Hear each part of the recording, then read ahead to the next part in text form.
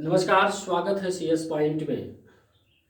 आज हम पढ़ेंगे पौधों में जन्म के बारे में। पहला वीडियो ये शुरू हो रहा है आज पौधों में जन्म। इससे पहले मानव का जन्म में मैंने वीडियो अपलोड किया था। आज पौधों में जन्म के जो वीडियो शुरू होंगे, क्योंकि मानव में जन्म वो अगले सत्र का था, पिछले सत्र का मान सकते हैं। अब इसमें हम पढ़ेंगे कि वास्तव में पौधों में जन्म क्या होता है।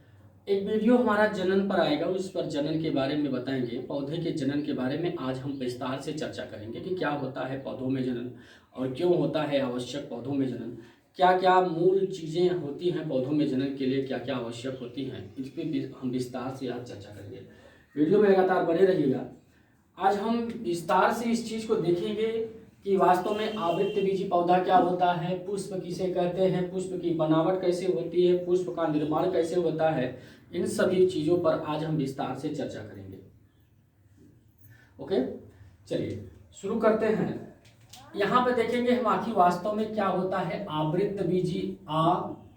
आवृत्तबीजी पौधा किसे कहते हैं, आवृत्तबीजी पौधा किसको क्या होता है, पुष्प किसे कहते हैं, पुष्प किसे कहते हैं, किसे कहते हैं, और उसके बाद पुष्प की बनावट, पुष्प की बनावट। ध्यान दीजिएगा दोस्तों, कक्षा 11 के सिलेबस में आपने पढ़ा होगा पुष्प के बारे में, लेकिन 11 की चीजें अगर जिसने पढ़ा है तो बेहतर है, नहीं पढ़ा है तो पुष्पी पौधों में जनन के बारे में शुरुआत करने से पहले हम इन सब चीजों पर विस्तार से चर्चा करेंगे। वास्तव में आवृत्तबीजी पौधा क्या होता है, एंजियोस्पर्मिक प्लांट क्या होता है, शुरू करते हैं यहाँ से। Angiospermic plant, angiospermic plant, angiospermic plant जब शुरुआत में हम पौधे में जनन, पौधों के क्लासिफिकेशन के बारे में पढ़ते हैं, जब कक्षा 11 में आप पढ़ते हैं पादप जगत के बारे में, तो वहाँ पर हम इसको विस्तार से पढ़ेंगे। लेकिन अगर यहाँ इस्तेमाल किया गया है, मान चलते हैं कि आपने नहीं पढ़ा है, मान के चलते हैं कि आपने नहीं पढ़ा है, तो इसलिए हम जो पढ़ेंगे आज हम पढ़ेंगे पौधों में जन्म के बारे में। तो सबसे पहले एंजियोस्पर्मिक प्लांट क्या होता है, फिर पुष्प किसे कहते हैं, किसे कहते हैं, इन सब चीज़ों पर आज हम पर चर्चा करेंगे, विस्तार से चर्चा करेंगे। आप एक एक पॉइंट को आप समझेंगे, विस्तार से समझेंगे। आइए, एंजियोस्पर्मिक प्लांट क्या होता है, इसे हम कहते हैं आवृत्तबीजी पौधा या आवृत्तबीजी पौधा। ऐसे पौधे जिसके बीज के चारों तरफ आवृत्त पाया जाता है। जैसे मान लीजिए ये फल है हमारा, ये फल है, इसके अंदर ये बीज है, ये बीज है, और बीज के चारों तरफ ये जो पाया जाता है, ये हमारा सीड है, सीड है। ध्यान दीजिएगा, अंग्रेजी हिंदी दोनों में हम विस्तार से पढ़ेंगे, क्योंकि आप साइंस पढ़ रहे हैं तो साइंस में अंग्रेजी कहीं ना कहीं से इन्वॉल्व हो ही जाएगा, क्योंकि साइंस जो है फॉरेन लैंग्वेज से आया है। तो फॉरेन लैंग्वेज के कुछ ऐसे शब्द होते हैं जो डायरेक्ट अंग्रेजी में ही इस्तेमाल कर दिए जाते हैं, लेकिन हम कोशिश करेंगे कि आपको दोनों भाषाएं पढ़ाएंगे और दोनों भाषा में समान रूप से बहुत अच्छी तरह से पढ़ाएंगे। ओके, आइए। सीड का मतलब सब जानते हैं, बीज, सीड का मतलब होता है बीज, सब जानते हैं। ये हमारा जो है खोल है, क्या है, खोल। ये जो है खोल है, ये जो बना है यहाँ पर, यहाँ से जो राउंड बना है, इस राउंड को हम खोल करते हैं। चलिए इसको हम ब्लू से कर देते हैं। एक खोल के अंदर बंद होता है, आवृत्तबीजी पौधे का जो सीड होता है एक खोल के अंदर बंद होता है। किसमें बंद होता है, एक खोल के अंदर बंद होता है, आवरण के अंदर बंद होता है, आवरण या छिलका, छिलका कह दिया जाता है, छिलका के अंदर बंद होता है, या कवर होता है, कवर के अंदर ढका होता है। ठीक है, इसीलिए इसे हम आवृत्तबीजी पौधा कहते हैं। वे पौधे या जिनके बीज एक आवरण में बंद होते हैं, वे पौधे जिनके बीज एक आवरण में बंद होते हैं, वो आवृत्तबीजी पौधा कहलाते हैं।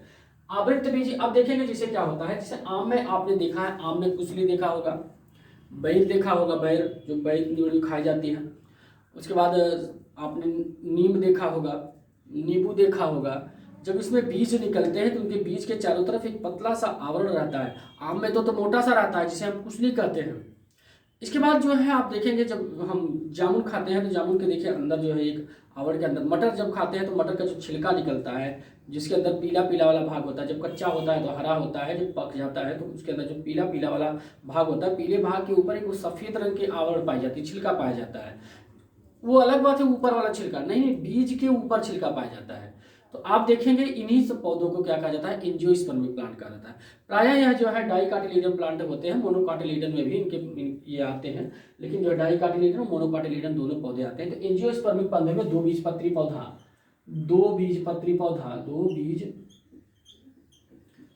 पौधा और एक बीज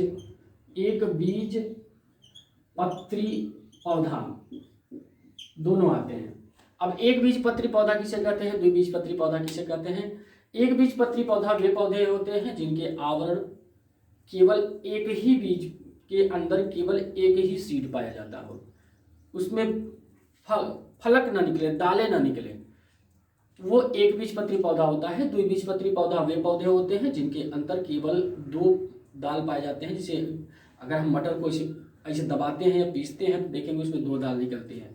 तो आप कमेंट करके बताइएगा आप ऐसे कितने एक बीजपत्री पौधे का नाम जानते हैं जो हमारे लाइफ में हमें इस्तेमाल होते हैं। कुछ हम बता देते हैं, जैसे गेहूं हो गया, मक्का हो गया, बाजरा हो गया ना, बजरी हो गया, गन्ना हो गया, सरपत हो गया, ये एक बीजपत्री पौधे होते हैं। आप कमेंट में करके जरूर बताइएगा कि एक बीजपत्री जितना हमने बताया इसके अलावा और आप कितना जान सकते हैं। आपके आस पड़ोस पाए जाने वाले जो पौधे होते हैं उनमें से आप इसके एग्जाम्पल को देख सकते हैं। द्विबीजपत्री पौधा वे पौधे होते हैं जिनके चारों तरफ, बीज के चारों तरफ आवरण पाया जाता है, लेकिन उनको जब हम फोड़ कर देखते हैं या उनको हम छिलका हटा करके देखते हैं तो उनमें दो दालें निकलती हैं। जैसे हम क्या देखते हैं, मटर देखते हैं, जैसे हम क्या देखते हैं, अरहर देखते हैं, जैसे हम क्या देखते हैं, मूंगफली देखते हैं। ठीक है, और कौन कौन से पौधे आप द्विबीजपत्री पौधे देखते हैं आप कमेंट करके जरूर बताइएगा। धन्यवाद। अब देखेंगे एक बीजपत्री पौधे, द्विबीजपत्री पौधे के अलावा हमने एंजियोस्पर्मिक प्लांट बताया। एंजियोस्पर्मिक प्लांट में प्लांट होते हैं जिनके बीच में चारों तरफ आवरण पाया जाता है। ये तुम्हारे फल है, ये गुदादार पार्ट होता है, जिनके चारों तरफ आवरण पाया जाता है, खोल पाया जाता है या छिलका पाया जाता है, वे आवृतबीजी पौधा कहलाते हैं। कौन सा पौधा कहलाते हैं, आवृतबीजी पौधा कहते हैं। ज्यादा डिटेल आवृतबीजी पौधा नहीं बताएंगे क्योंकि हमें जनन के बारे में बताना है, लेकिन फिलहाल अब ये देखेंगे इनमें क्या होता है, पुष्प बनता है। आवृतबीजी पौधे में पुष्प बनता है, तना होता है, जड़ होता है, पत्ती होती है। ठीक है, और इनमें लैंगिक जनन देखने को मिलता है, लैंगिक और अलैंगिक दोनों देखने को मिलता है। लैंगिक अलैंगिक दोनों जनन देखने को मिलता है। ये इनके सामान्य लक्षण होते हैं, मतलब इनमें पुष्प बनता है, तना बनता है, जड़ बना है, पत्ती लैंगिक तथा लैंगिक अलैंगिक दोनों। तो पीढ़ी एकांतरण देखने को मिलता है। क्या देखना पड़ता है, पीढ़ी एकांतरण, अल्टरनेशन ऑफ जनरेशन, पीढ़ी एकांतरण देखने को मिलता है। ठीक है, ये हमारे एंजियोस्पर्मिक प्लांट के कुछ सामान्य लक्षण हो गए। ज़्यादा डिटेल में आपको पढ़ना है तो कक्षा 11 की बायोलॉजी में आप देख सकते हैं कि एंजियोस्पर्मिक प्लांट के बारे में विस्तार से चर्चा किया गया है। अभी आपको सिर्फ आवृतबीजी पौधे के लैंगिक जनन के बारे में जानना है। तो आवृतबीजी पौधा हमने क्या देखा, वे पौधे जिनके बीज के चारों तरफ एक आवरण, खोल या छिलका या कवर पाया जाता है। ठीक है, उसे हम आवृतबीजी पौधा या एंजियोस्पर्मिक प्लांट कहते हैं। एंजियोस्पर्मिक प्लांट में जड़, तना, पत्ती के साथ साथ फूल भी बनता है और उसके बाद जो है लैंगिक और अलैंगिक दोनों जनन पाए जाते हैं और इसमें पीढ़ी एकांतर देखने को मिलता है। इतनी सामान्य चीजें इसके बारे में आपने सीखा। आइए हम, इतनी चीजें हो गया, अगर आप देखना चाहते हैं तो देख लीजिए। यह इसके एग्जाम्पल एक बीजपत्री और दो बीजपत्री दोनों पौधे आते हैं। इनके अंदर एक बीजपत्री पौधा और दो बीजपत्री पौधा दोनों आते हैं। ठीक है, आइए हम अब चलते हैं पुष्प के बारे में। इतना हो गया। अब इतना हो गया तो हमारा आप देखते हैं, हम पुष्प के बारे में देखते हैं। पुष्प क्या होता है, मेन मकसद हमारा जो है पुष्प ही है। आप देखेंगे आपको पुष्प के बारे में जानना है और पुष्प के बारे में ही आपको पढ़ना है। लैंगिक जन की घटनाएं इसी में ही संपन्न होती हैं। चलिए आइए हम समझते हैं क्या होता है पुष्प। पुष्प किसे कहते हैं, पुष्प की बनावट, फिर उसके बाद हम पुष्प की बनावट पढ़ेंगे।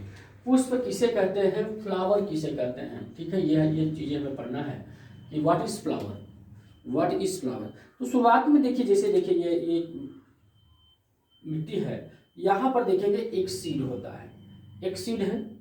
यह सीड जब नीचे की तरफ यहाँ पर जाता है, यह सीड नीचे की तरफ जाता है, पहले नीचे जाता है, फिर नीचे जाने के बाद यह सीड ऊपर चला जाता है।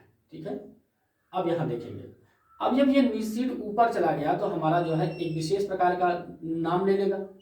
ठीक है, अब यहाँ पर देखेंगे हम, पहले ध्यान से समझेंगे क्या कहते हैं।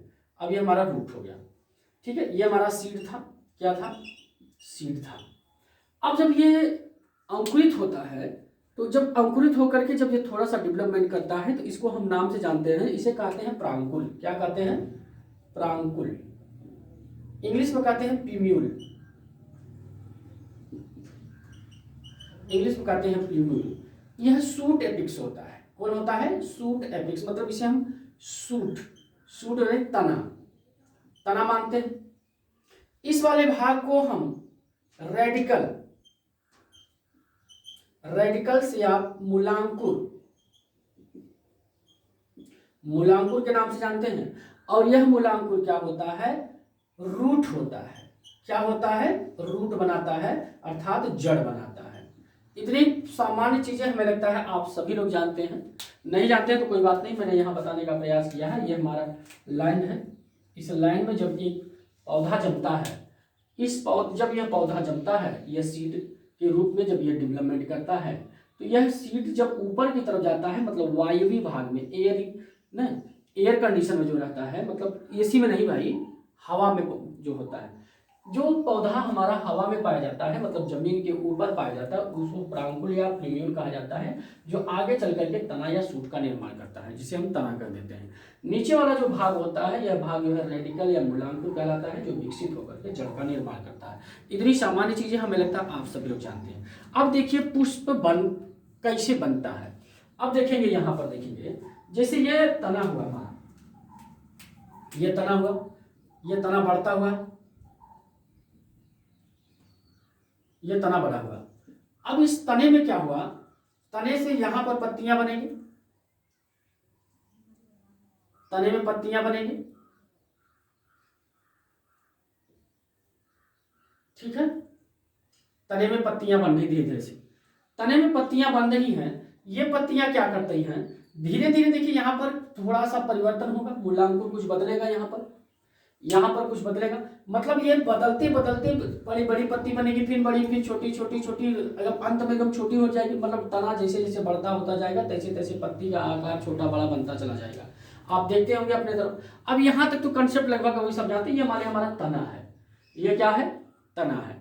अब यहाँ से हमारी पत्ती जो है डेवलपमेंट करके रही, धीरे धीरे हमारा तना डेवलपमेंट कर रहा है। डेवलपमेंट करते करते परिवर्तित होता चला जा रहा है ना। पहले स्टेम मजबूत हुआ, फिर लिप्स बनी, फिर लिप्स आगे बढ़ती जा रही, फिर स्टेम बनता जा रहा, फिर लिप बनती जा रही, फिर स्टेम बनता रहा। ऐसे सीधे सीधे धीरे धीरे तने का विकास होता जा रहा है, धीरे धीरे तना बदलता जा रहा है अपने आकार में। अब यहाँ पर देखेंगे, अंत समय में यहाँ पर देखेंगे कुछ परिवर्तन हो गया, कुछ परिवर्तन हो गया। मतलब ये तना जो है अभी तक जो हरा भाग था वो लाल हो गया, ठीक है। अब ग्रीन पेन मार्कर हमारे पास नहीं है। अब यहाँ पर देखेंगे ये लाल हो गया। अब हम क्या करेंगे भाई? अगर हम पुष्प की परिभाषा देखेंगे तो पुष्प माने, अब यहां देखेंगे पुष्प को हम बनावट बारे में देखेंगे, पुष्प के बारे में, पुष्प किसे कहते हैं आइए देखते हैं। पुष्प को क्या कहते हैं? पुष्प को हम हिंदी में फूल क्या कहते हैं? हिंदी में फूल कहते हैं, और इंग्लिश में फ्लावर, ठीक है। इतना लगभग सभी जानते हैं। पुष्प संस्कृत में कहते हैं, हिंदी में फूल कहते हैं, इंग्लिश में फ्लावर कहते हैं। ये कोई कॉमन नाम नहीं है, सब लोग जानते हैं। चलिए अब हम परिभाषा के रूप में देखेंगे। अगर फूल की डेफिनेशन के बारे में देखेंगे, डेफिनेशन, अगर हम फूल की डेफिनेशन के बारे में देखेंगे तो हमें ये क्या दिखाई देता है? पुष्प के डेफिनेशन के बारे में अगर हम देखते हैं तो हमें एक विशेष प्रकार की संरचना दिखाई देती है। क्या इसमें देखा हमने? ये तना था, तना एक मॉडिफाई होते होते होते एक जाकर के पुष्प के रूप में बदल गया। तो हम परिभाषा क्या रखते हैं? पुष्प is a modified part of suit. क्या कह सकते हैं? Flower is a modified part of suit. पुष्प तने का रूपांतरित भाग होता है। क्या हमने बताया? पुष्प तने का रूपांतरित भाग होता है। पहली परिभाषा, हम कई परिभाषा बताएंगे, आप चिंता मत करें। पुष्प तने का रूपांतरित भाग होता है। क्लियर? पुष्प तने का रूपांतरित भाग होता है। यहां देखेंगे पुष्प तने का रूपांतरित भाग होता है। Flower is a modified part of suit. Flower is a modified part of suit. क्या हमने कहा? पुष्प तने का रूपांतरित भाग होता है। क्या कहा? पुष्प तने का रूपांतरित भाग होता है। इतनी चीजें हमें लगता है आप सभी को समझ में आ गया होगा। आप देखते हैं क्या है, एक परिभाषा, ये पहली परिभाषा हो गई। दूसरी परिभाषा हम क्या देख लेंगे, क्या देखेंगे, पुष्प में यह कुछ इससे भिन्न नहीं है, पत्तियों से कुछ अलग प्रकार का नहीं है। तो क्या देखेंगे कि उसे सामान्य रूप से सभी पौधों में पत्तियां हरी होती हैं। क्या लाल पत्ती, क्या नीली पत्ती देखा है आपने? क्या सफेद पत्ती आपने देखा है? क्या काली पत्ती आपने देखा है? नहीं। तो इसलिए हम यह कह सकते हैं कि पत्तियां तो सभी पौधों में हरे रंग का होता है, लेकिन पुष्प सभी पौधों में हरे रंग का नहीं होता है। हरे रंग का फ्लावर आपने देखा है? नहीं ना। तो इसलिए हम आप कह सकते हैं तो कॉमन चीजें, जो कॉमन चीजें होती हैं उसको हम अलग से नहीं देखते हैं। हम अगर हम पौधे की बात करते हैं तो हमारे दिमाग में हरा पौधा ही नाचता है कि नहीं? तो इसलिए हम कह सकते हैं कि flower is a colourful part of plant, right. Flower is a colourful part of plant. पुष्प तने का रंगीन भाग होता है या पौधे का रंगीन भाग होता है। सही कहा हमने। तो दूसरी परिभाषा लिख सकते हैं, flower is a colourful part of plant. पुष्प पौधों या पौधे का रंगीन भाग होता है, रंगीन भाग होता है। पुष्प पौधे का रंगीन भाग होता है। Flower is a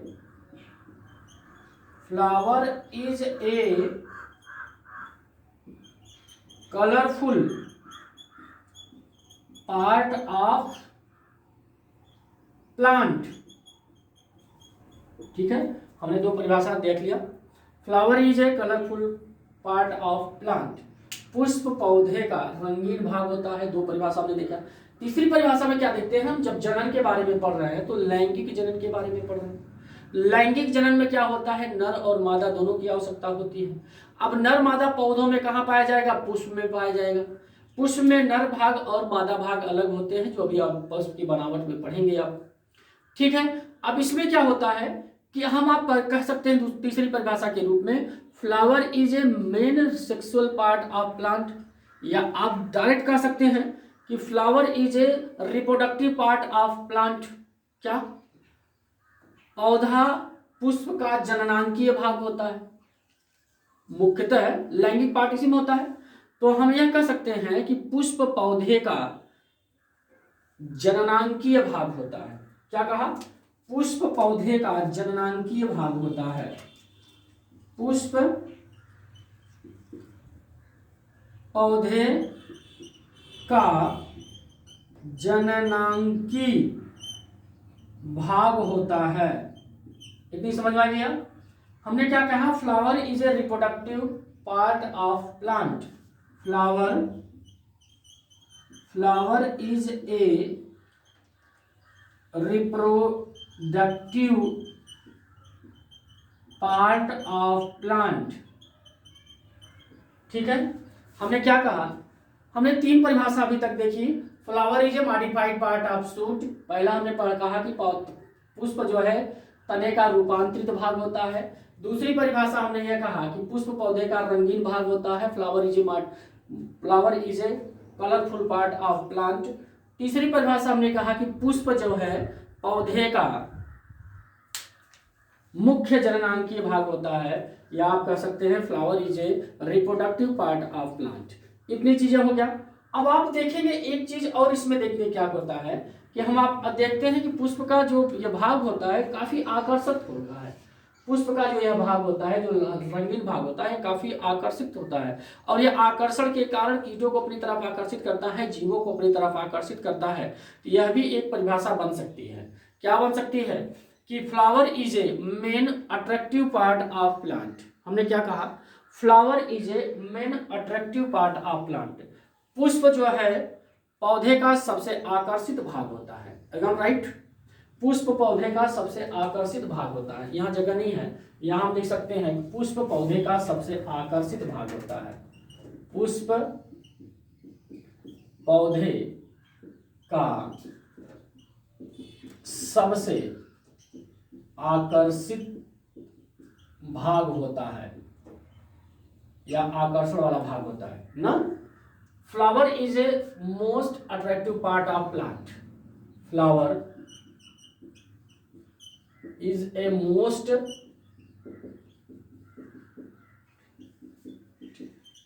most attractive part of plant.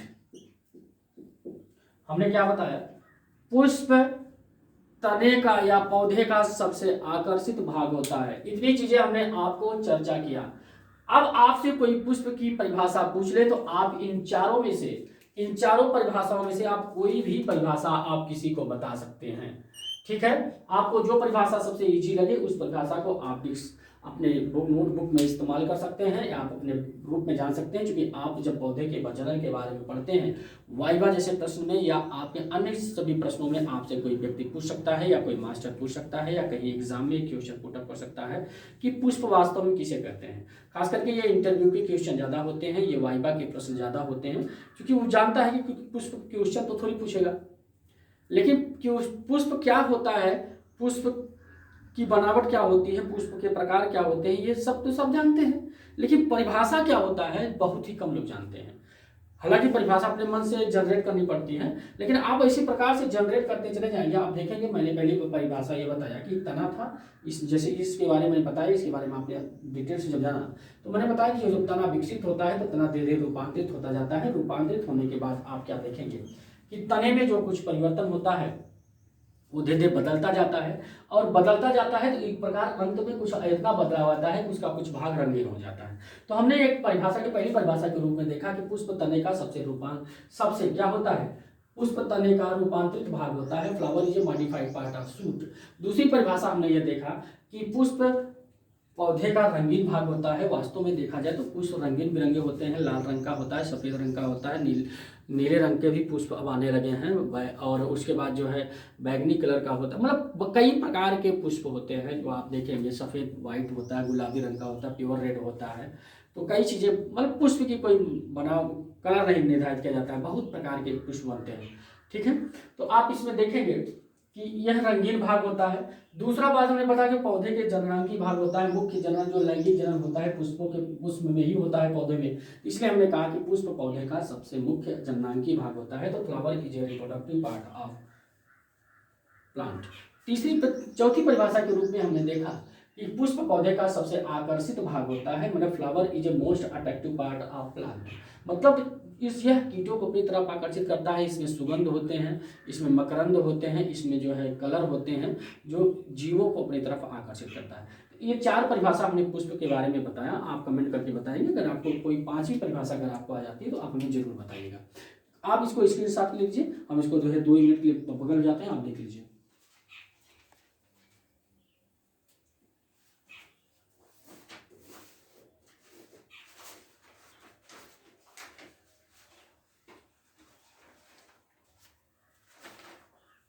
चलिए इसको हम मिटाएं। इसको जब हम मिटाते हैं तो अब हम पुष्प की बनावट के बारे में देखेंगे कि पुष्प वास्तव में बनता कैसे। आपने इसको शायद स्क्रीनशॉट ले लिया होगा। आइए ध्यान से देखते हैं, अब पुष्प की बनावट के बारे में देखते हैं।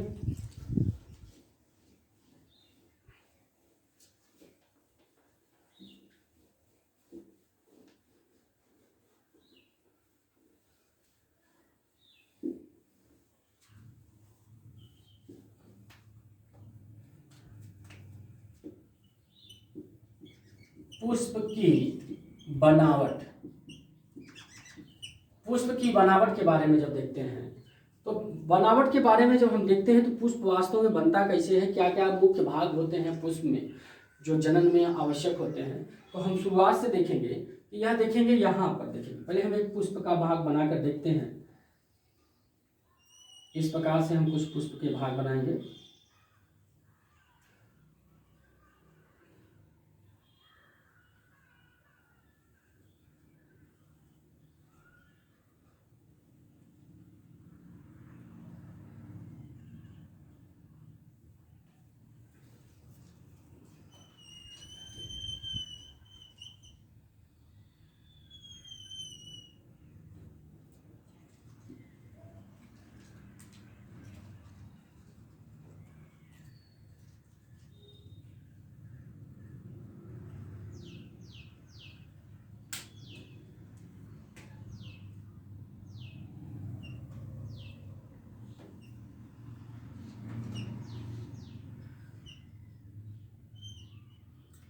इसको आप देखते रहेंगे ध्यान से, बाकी हम चीज़ें अलग से बहुत बढ़िया से विस्तार से चर्चा करेंगे। आज पुष्प के बारे में आप बहुत अच्छी तरह से पढ़ेंगे। अब इस जो है थोड़ा सा इसमें जो है कुछ फिगर हैं, इस फिगर को जो हम बारी बारी से देख लेते हैं। इसके नामकरण के बारे में हम नहीं बताएंगे, नामकरण अलग अलग से हम चर्चा करेंगे, जैसे कि हम यहाँ बना रहे हैं। अब इसके जब हम नाम चर्चा करते हैं तो इसके बारे में हम ध्यान से पहले देखते हैं।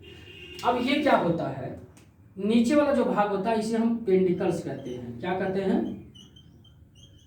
पेंडिकल्स कहते हैं। इसे ही हम पेंडिकल्स कहते हैं, या इसे हम वृंत कहते हैं। क्या कहते हैं? वृंत कहते हैं, या पुष्प वृंत कहते हैं। पुष्प वृंत कहते हैं। एक एक नाम हम आगे चर्चा करेंगे। ये हमारा क्या है? सेपल है। क्या है? सेपल। ध्यान से समझिए, कुछ लोग कैलिक्स कहेंगे, ध्यान समझिएगा। सेपल कैलिक्स हम बताएंगे आपको, कैलिक्स कब होगा, सेपल कब होगा, ध्यान से दीजिए। इसे हम सेपल कहते हैं, सेपल्स कहते हैं या कैलिक्स कहते हैं। चलिए ठीक है। इसे हम क्या कहते हैं? इसे हम पेटल कहते हैं, पेटल्स कहते हैं, या कोरोला कहते हैं। ठीक है, कोरोला कहते हैं। आगे आइए, इसे हम क्या कहते हैं? इस वाले इतने वाले भाग को हम कहते हैं एंड्रोसियम, एंड्रोसियम या पुमंग कहते हैं। क्या कहते हैं? पुमंग कहते हैं। चिंता ना करिए, सारी चीजें हम डिटेल, आज हम पुष्प की बनावट ही देख रहे हैं ना। जब पुष्प की बनावट देखते हैं तो इसको हम डिटेल में देखेंगे। और ये वाला जो भाग होता है यहां से लेकर के यहां तक, ये जो भाग होता है यहां से लेकर के यहां तक के वाले भाग को, इसे हम क्या कहते हैं? पिस्टल कहते हैं। क्या कहते हैं? पिस्टल कहते हैं, या कार्पल्स कहते हैं, या गाइनोसियम कहते हैं। ठीक है, इसे जायांग या स्त्री केसर कहते हैं। ठीक है भैया, बस इतना आप कॉमन चीजें जानते रहिए, बाकी हम चर्चा कर रहे हैं ना। आप अपने आप से इस एक्स्ट्रा जानने की मत कोशिश करें। अभी कम से कम 20 मिनट चलेगा, इसी में 20 मिनट कम से कम हम लेक्चर लेंगे इसमें। आप इसमें चर्चा, हम इसमें जो चर्चा करेंगे कम से कम 20 मिनट की चर्चा करेंगे। आप इसमें जो है अपने मन से आगे कुछ मत बढ़िएगा। ठीक है, हम इसे विस्तार से चर्चा करेंगे। आइए अब हम चर्चा करते हैं। ठीक है, ये वाला जो भाग होता है, अब यहाँ से ये कॉमन नाम है। इतना कॉमन नाम के बारे में लगभग आप हाई स्कूल में पढ़ चुके हैं, कक्षा 11 में भी पढ़ा होगा, तो डिटेल पढ़ा होगा। लेकिन अब यहाँ आइए हम चर्चा करते हैं। चलिए चर्चा करते हैं। जब देखेंगे यहाँ से नीचे वाले भाग से इस प्रकार से एक भाग बनता है। इस प्रकार से, अब हम बड़ा सा पढ़ेंगे। इस प्रकार से एक भाग बनता है। इस भाग को हम क्या कहते हैं? ठीक है, इसे हम नीचे वाले भाग होता है जिसे हम ऐसे पकड़ते हैं। इस वाले भाग को हम क्या कहते हैं? पेंडिकल्स कहते हैं। क्या कहते हैं? पेंडिकल्स कहते हैं। इसे हम पेंडिकल कहते हैं, इसे हम डंठल कहते हैं। हिंदी में क्या कहते हैं? डंठल। क्या कहते हैं? डंठल, डंठल हम क्या कहते हैं? डंठल। ठीक है, इस डंठल में इसे हम क्या कहते हैं? डंठल के नाम से, और अगर हम देखा जाए इसे हम क्या कह जाते हैं? वृंत कहते हैं। क्या कहते हैं? वृंत कहते हैं। कौन सा वृंत? पुष्प वृंत, पुष्प वृंत। हमें लगता है आप सब इतना समझ गए। जो नीचे पकड़ने वाला भाग होता है इसे हम पुष्प वृंत कहते हैं। ये नीचे वाला जो भाग होता है इसे पकड़ते हैं, किसी पुष्प को पकड़ करके ऐसे किसी प्रकार का किसी को गिफ्ट देते हैं ना आप, तो ये क्या होता है? पुष्प वृंत होता है।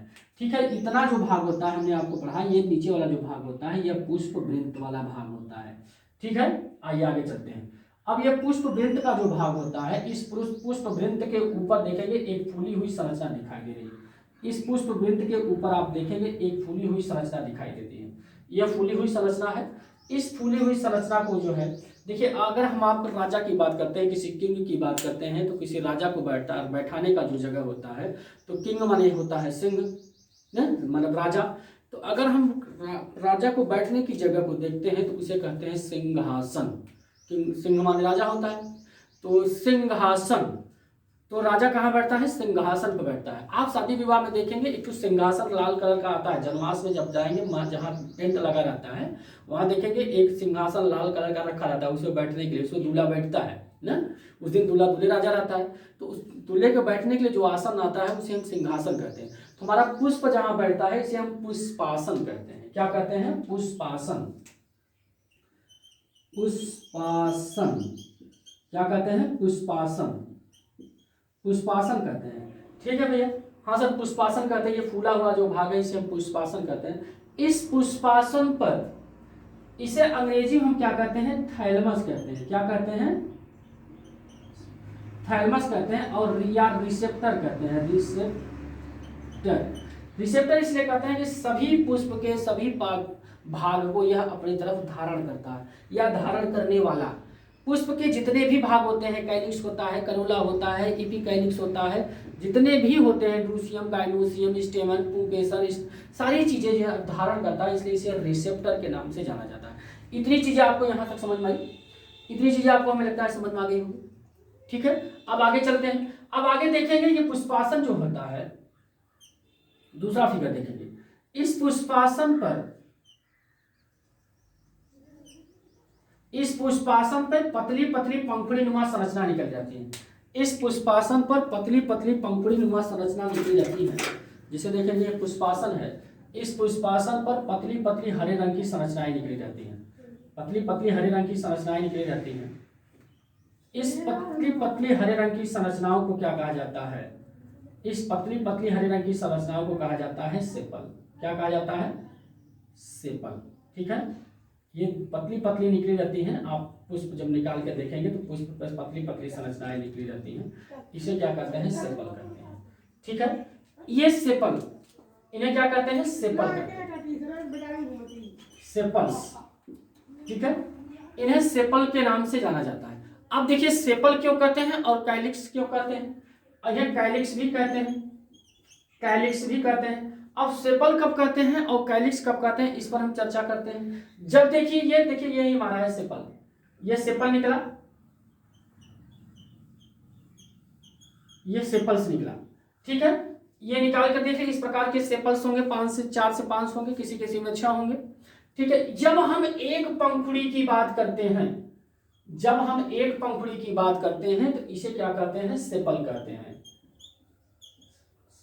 इसे क्या कहते हैं? सेपल्स कहते हैं। इतनी चीजें समझ में। जब हम एक पंखुड़ी को निकाल करके देखते हैं, जब केवल एक पंखुड़ी की बात करते हैं तो इसे हम सेपल्स कहते हैं। हमें लगता है कॉन्सेप्ट समझ में आ गया होगा। जब हम एक पंखुड़ी की बात करते हैं, जैसे यहां से एक खींच करके निकाल लें, एक पंखुड़ी की बात करते हैं तो इसे हम सेपल कहते हैं। जब पूरे पंखुड़ी की बात करते हैं, सभी की पंखुड़ी की बात करते हैं तो इसे हम कैलिक्स कहते हैं। हमें लगता है समझ में आ गया। क्या कहते हैं? कैलिक्स कहते हैं। इसे हम हिंदी में कहते हैं दल, वाह्य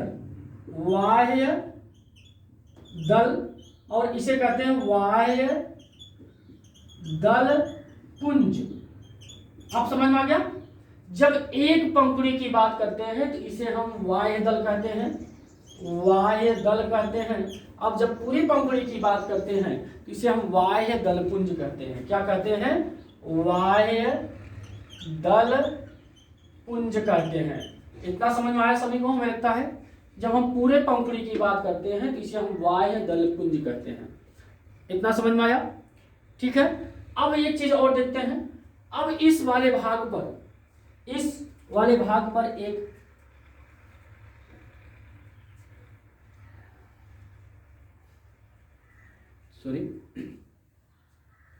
अब देखेंगे, इतना नीचे से हमने 2 चीज पढ़ा। एक पेंडिकल्स पढ़ा जिसे गंठन या पुष्पासन कहते हैं। फिर उसके बाद हमने ईपी कैलिक्स के मतलब कैलिक्स के बारे में पढ़ा।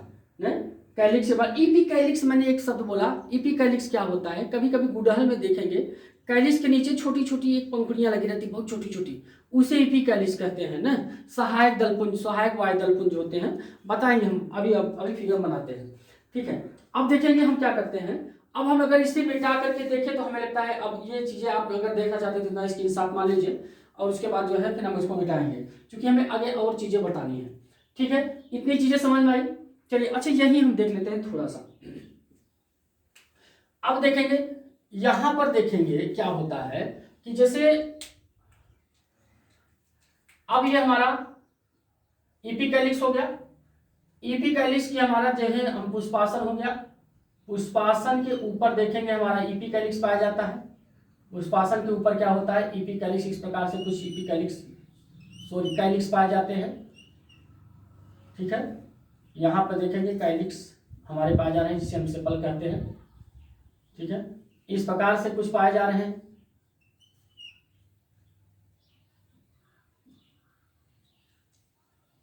चलिए अब हम आगे चर्चा करते हैं, हमको इसके बारे में नहीं पढ़ाना है। आप देखेंगे इस प्रकार से कुछ कलर फाट पाए जाते हैं पौधे में। इस प्रकार से रंगीन भाग निकले होते हैं। ठीक है, इस रंगीन भाग को हम क्या कहते हैं? कोरोला कहते हैं। क्या कहते हैं? कोरोला। ये जो रंगीन भाग है इसे हम पेटल्स या कोरोला, पेटल्स या कोरोला कहते हैं। ठीक है, पेटल्स या कोरोला कहते हैं। एकदम समझ में आ रहा है मेरे ख्याल से आपको। इसे हिंदी में क्या कहते हैं? दल,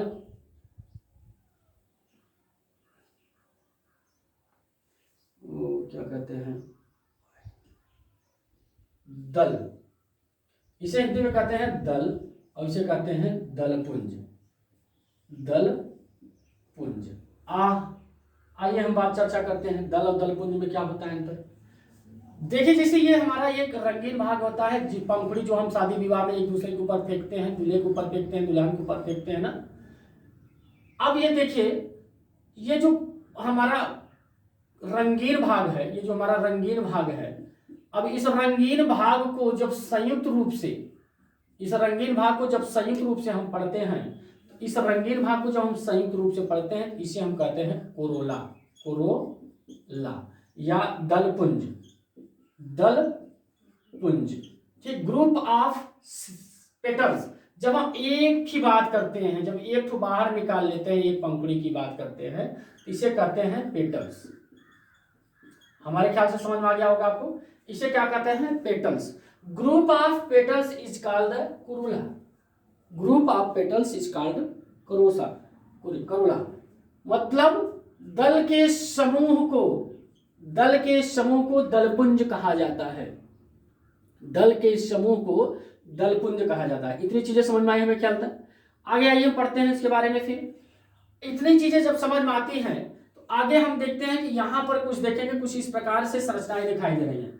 इस प्रकार की कुछ संरचनाएं दिखाई दे रही हैं यहाँ पे। अब हम मिटाएंगे इसको। ठीक है, अब हम इसको मिटा करके आगे कार्यक्रम बढ़ाएंगे आपका। ठीक है, आगे देखते हैं।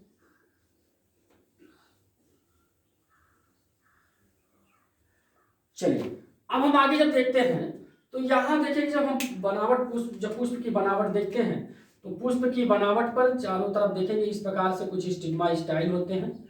इसको हम आगे चर्चा करेंगे, चिंता ना करिए। बहुत बेहतरीन तरीके से हम इसको पढ़ाएंगे, जैसे हम आपको अभी तक पढ़ा रहे हैं। ठीक है, अब यहाँ पर हमारा क्या होगा? यहाँ पर देखेंगे रंगीन भाग है। ठीक, रंगीन भाग इस तरफ भी होगा।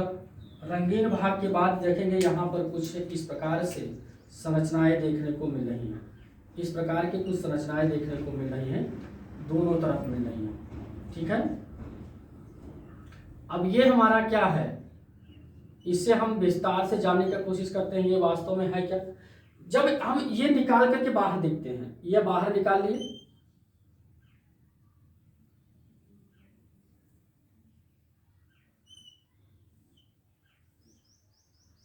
चलिए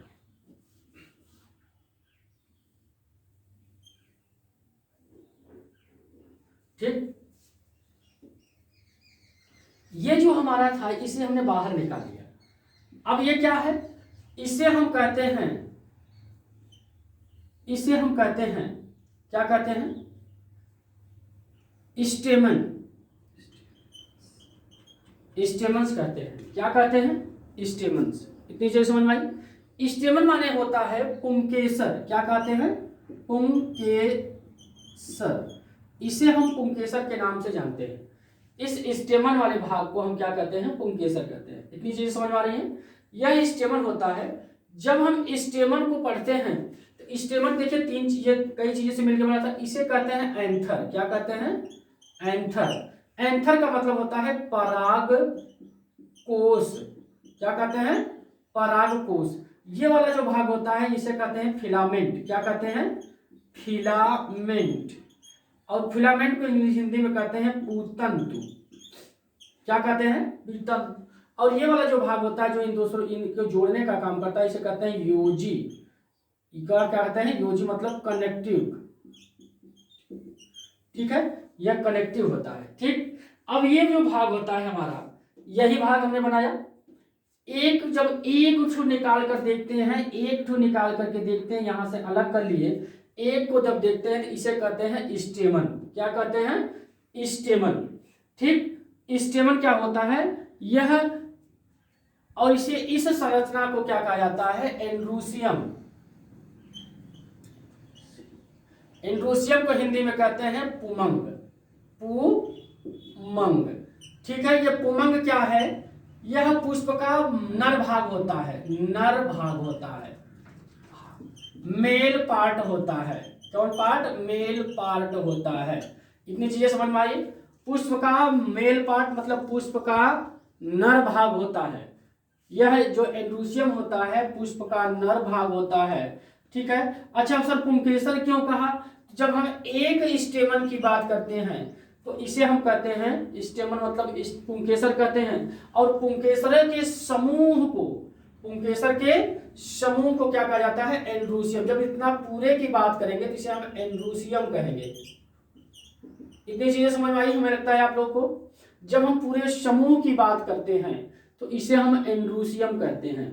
ठीक है, इस एंड्रोसियम में हम एंथर के बारे में पढ़ते हैं। आगे जब मानो पुष्पों में जनन पढ़ेंगे तो डिटेल में पढ़ेंगे इसमें कौन कौन सी संरचनाएं पाई जाती है, कौन कौन से लूब होते हैं, कौन कौन से चैम्बर होते हैं, कौन कौन से पोलन ग्रेन बनते हैं, कौन कौन माइक्रोस्पोर बनते हैं, कौन कौन मेगास्पोर, सारी चीजें हम पढ़ेंगे, आप चिंता ना करिए। ठीक है।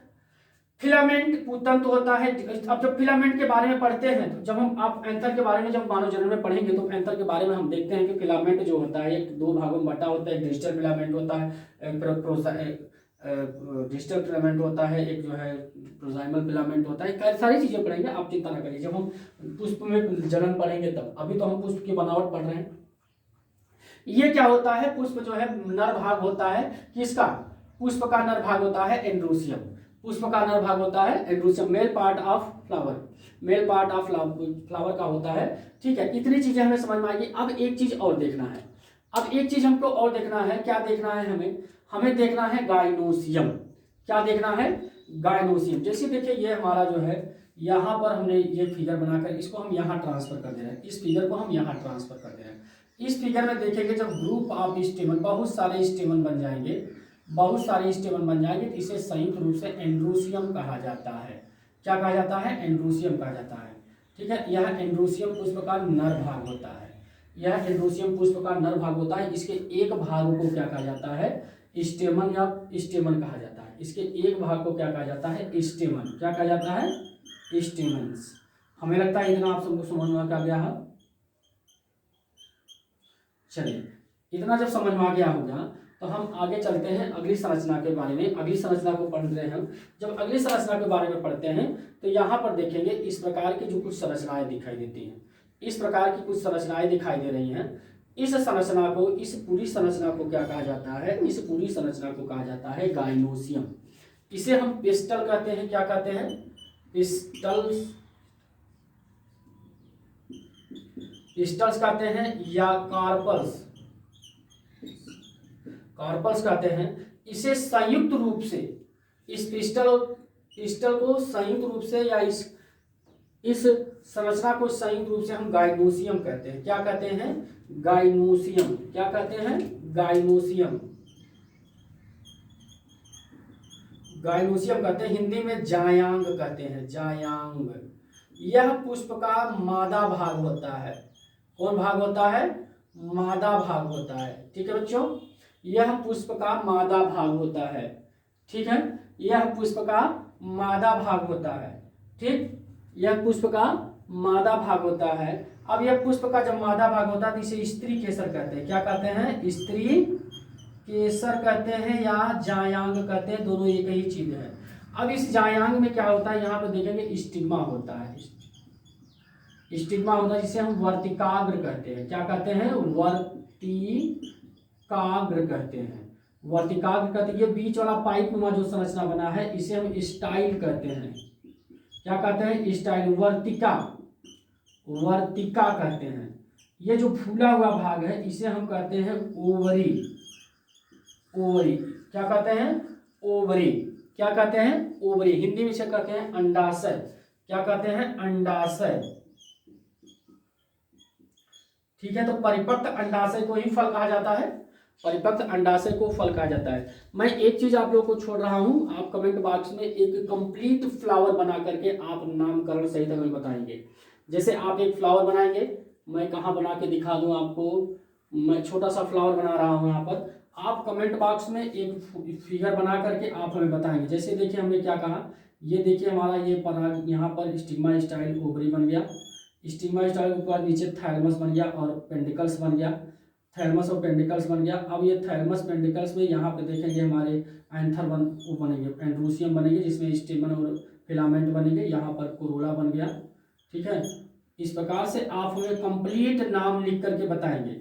यहाँ पर इपिकैलिक्स हो जाएंगे यहाँ पर आपके, और यहीं पर हल्का हल्का आपका इपिकैलिक्स देखने को मिलेगा। ठीक है, इपिकैलिक्स की जो समस्या होती है यहीं पर कहीं बनी रहती है। ठीक है, डंठल पर ही कहीं बनी रहती है। ठीक है, तो आप हमें जो है एक संयुक्त रूप से एक परिपक्व फ्लावर की संरचना बनाकर दिखाएंगे और हमारे कमेंट बॉक्स में हमको बताएंगे उसका जो है। ठीक है, और अगर वीडियो आपको अच्छा लगा हो तो आप लाइक करिए। आगे हम आगे पढ़ेंगे जो है, यहाँ पर हमने पढ़ाने के बाद अब हम आगे अगला जो हमारा जो चैप्टर होगा वो पुष्पीय पौधों में लैंगिक जनन के बारे में होगा। क्योंकि जब हम पुष्प के बारे में नहीं बता पाएंगे कौन सा नर भाग है कौन सा मादा भाग है, फिर आपको हम बार बार कितना भी पढ़ा दें आपको समझ नहीं आएगा। अगर यह वीडियो अच्छा लगा हो तो आप लाइक सब्सक्राइब करिएगा। धन्यवाद।